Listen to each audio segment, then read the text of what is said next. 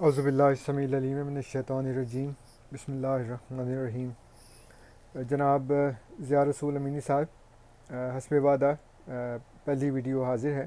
جس میں آپ کو یہ بتاؤں گا کہ قرآن اور حدیث یعنی اللہ اور رسول اللہ صلی اللہ علیہ وآلہ وسلم کا فیصلہ ایک ہے، یہ الگ الگ فیصلے نہیں ہیں۔ جیسے کہ آپ نے اپنی ویڈیو میں یہ فرمایا ہے کہ دونوں حکم ہیں، تو پہلے سنیں کہ آپ کیا کہہ رہے ہیں۔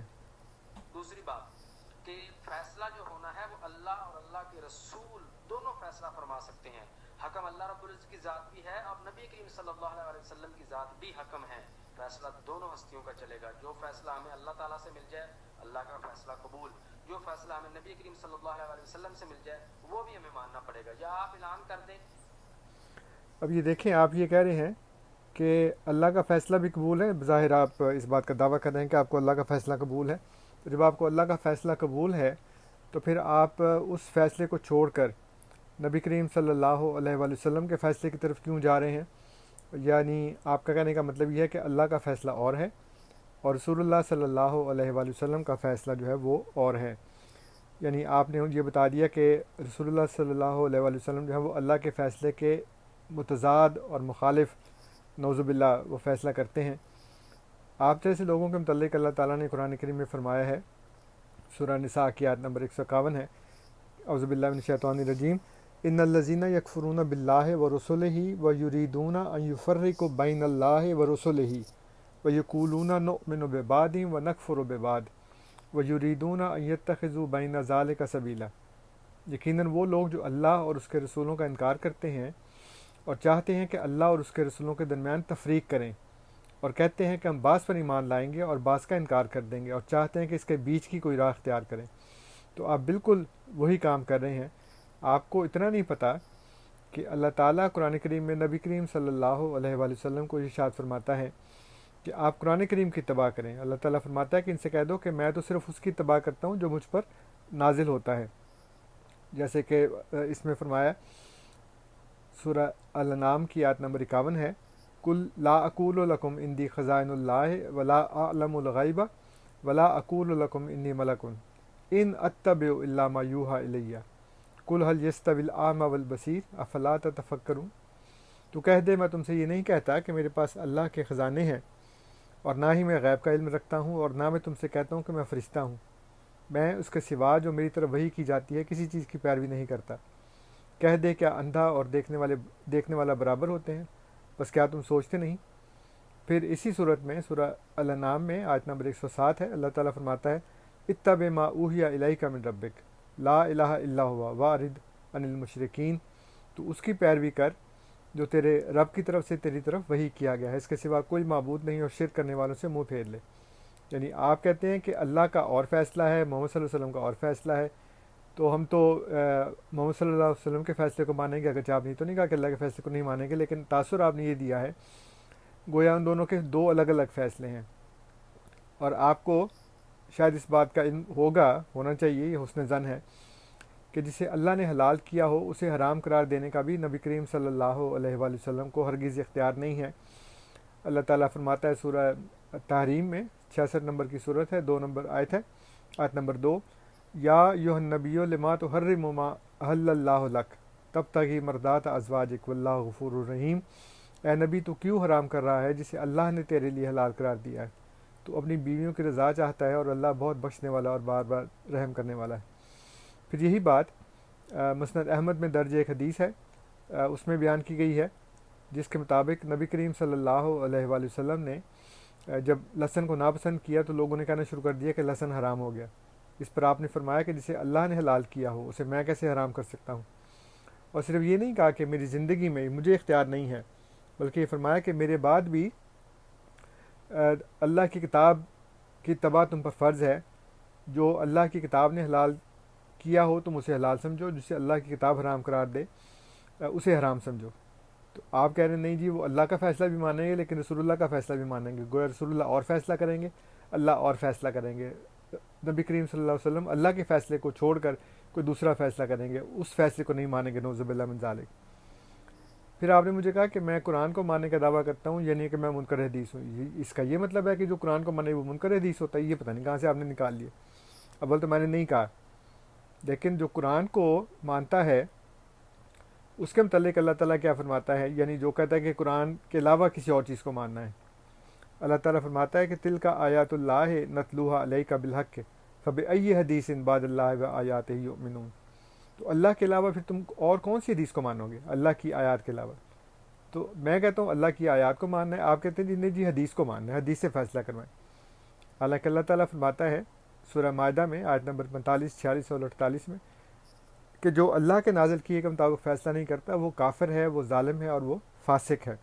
لیکن آپ اللہ کے جو نازل کردہ ہے اس کے مطابق آپ بات کرنے کو تیار ہی نہیں ہیں، اور پھر آپ کہتے ہیں جی حدیث کی بات بھی مانی جائے گی، حالانکہ خود حدیث یہ کہتی ہے کہ قرآن کو حکم بناؤ۔ یہ حدیث ہے جو مسلم کتاب الطہارت میں ہے، ترمذی کتاب الدعوات میں ہے، نسائی الزکوٰۃ میں ہے،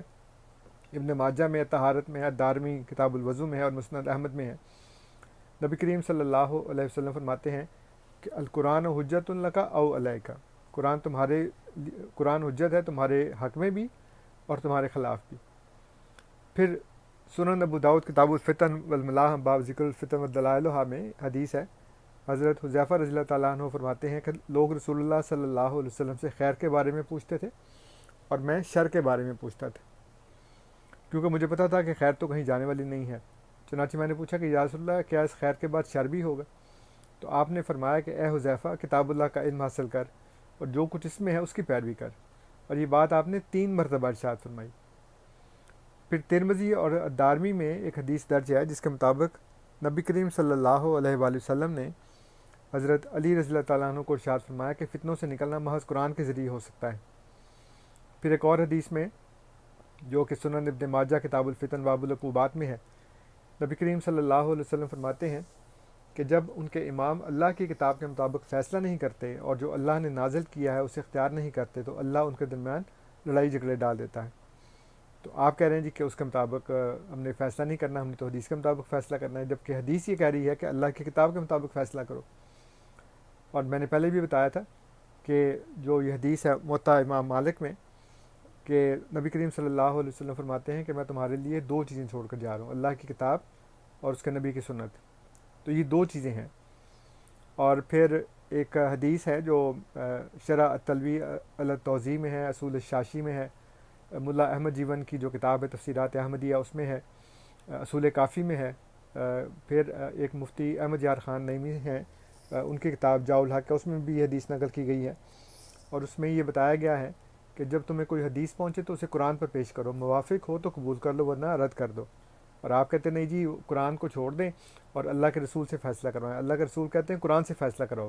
اور اگر کوئی حدیث پہنچتی ہے جو قرآن کے موافق ہے تو اسے قبول کرو، اگر قرآن کے موافق نہیں ہے تو اس کو رد کر دو۔ پھر مشکات میں ایک حدیث درج ہے جو یہاں پہ آپ دیکھ بھی رہے ہوں گے،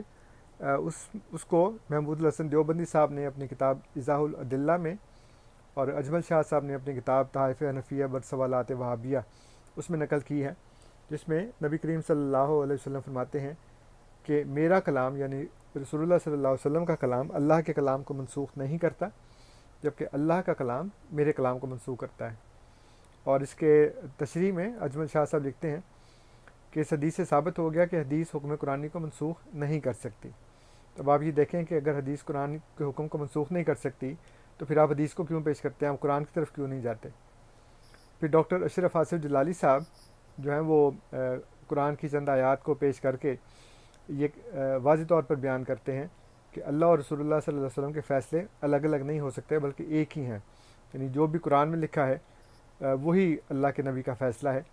اور وہ آیت انہوں نے پیش کی ہے یحلفون باللہ لکم لیردوکم واللہ ورسولہ احق ان یردوہ ان کانوا مؤمنین۔ تو وہ کہتے ہیں یہاں پہ ان یردوہ ہے، اس میں تثنیہ کا صیغہ نہیں ہے بلکہ واحد کا صیغہ ہے۔ اس کا مطلب یہ ہے کہ ایک ہی فیصلہ ہے، جو اللہ کا فیصلہ ہے وہ رسول اللہ صلی اللہ علیہ وسلم کا فیصلہ ہے۔ اور پھر ایک اور آیت پیش کرتے ہیں کہ لیحکم بینہم، یہاں پہ بھی وہ کہتے ہیں کہ تثنیہ کا صیغہ نہیں ہے، اس لیے کہ حکم ایک ہی ہے جو اللہ تعالیٰ ہے، اور رسول اللہ صلی اللہ علیہ وآلہ وسلم بھی اسی کی پیروی کرتے ہیں۔ اور پھر امین صفدر رکاڑوی صاحب نے اپنی کتاب میں لکھا ہے کہ حدیثیں جو ہیں وہ ظنیت کے درجے میں ہیں اور حدیثیں منسوخ بھی ہو سکتی ہیں، اس لیے رسول اللہ صلی اللہ علیہ وسلم نے علیکم بسنتی کہا ہے، علیکم بے حدیثی نہیں کہا ہے، یعنی اس میں وہ اپنی تقریر میں انہوں نے بتایا ہے کہ حدیث اور سنت میں فرق ہے۔ تو اس ویڈیو میں نے آپ کو پوری وضاحت کے ساتھ بیان کر کے الحمدللہ ثابت کر دیا ہے کہ اللہ اور رسول اللہ صلی اللہ علیہ وسلم کے فیصلے اور باتیں ایک ہی ہیں، اور رسول اللہ صلی اللہ علیہ وسلم بھی قرآن کی ہی اتباع کرتے تھے اور اپنی حدیث کے ذریعے مسلمانوں کو بھی قرآن کی ہی اتباع کا حکم دیا ہے۔ آپ چونکہ قرآن سے اپنا موقف ثابت نہیں کر سکتے، اس لیے اسے نظر انداز کر کے بلکہ پیٹھ پیچھے پھینک کر احادیث کی طرف آپ نے دوڑ لگا دی ہے اور تاثر یہ دے رہے ہیں کہ قرآن ایک بات کہتا ہے اور حدیث ایک بات کہتی ہے، یعنی دو باتیں ہیں الگ الگ۔ اب آپ سے کچھ چند سوالات ہیں، امید ہے کہ آپ مجھ پر جو الزام لگاتے ہیں کہ میں جواب نہیں دیتا، آپ وہ کام نہیں کریں گے اور ان کے جواب دیں گے۔ پہلا سوال یہ ہے کہ اگر حدیث قرآن کے ہم پلہ ہے تو پھر نبی کریم صلی اللہ علیہ وسلم مختلف سوالات کے جوابات میں خاموش کیوں رہتے تھے اور وہی قرآنی کا انتظار کیوں کرتے تھے، جبکہ آپ کے بقول تو نبی کریم صلی اللہ علیہ وسلم کی زبان سے نکلا ہوا ہر لفظ جو ہے وہ وہی ہے، تو پھر آپ حدیث کے ذریعے کیوں جواب نہیں دیتے تھے، آپ وہی کا انتظار کیوں کرتے تھے؟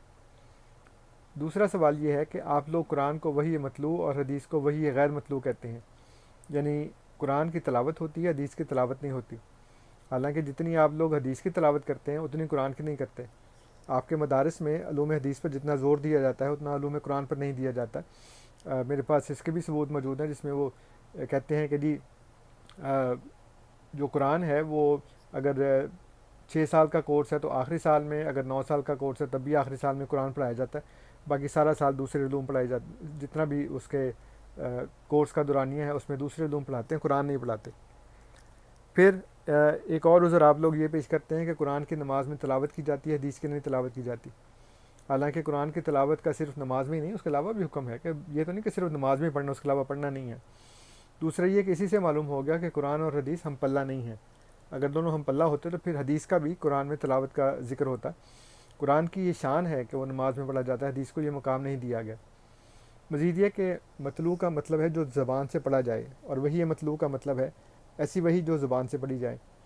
اگر حدیث بھی قرآن کی طرح وہی ہے اور رسول اللہ صلی اللہ علیہ وسلم نے اسے اپنی زبان مبارک سے ادا فرمایا تو وہ بھی وہی مطلوع کا درجہ پا گئی، غیر مطلوع تو نہ رہی پھر۔